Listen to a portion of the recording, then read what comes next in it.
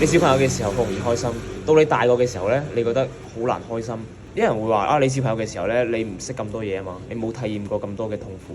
但係有冇諗過其實嗰啲所謂嘅痛苦，嗰啲唔開心係人哋灌輸俾你嘅咧？所以我哋做嘅係唔係話一直要得到更加多嘅金錢、更加多嘅女人，要攞更加多嘅嘢翻嚟，而係我哋要開始去放下。我哋做嘅係減法，而唔係加法。啲小朋友最開心噶嘛，佢唔會有咁多所謂嘅觀念去 control 佢，去綁住佢嘅呢個人，佢嘅行為，佢嘅諗法。你啲成年人 A 又話乜嘢，B 又話乜嘢，你老豆老母話乜嘢，你個上司話乜嘢，你信邊個啫？你咪衝突咯。你係咪一定要信呢？你可唔可以將呢啲攞開呢？信翻你自己真正嘅直覺、內心嘅感受。做翻一個小朋友咁樣，小朋友係唔會驚俾人拒絕㗎。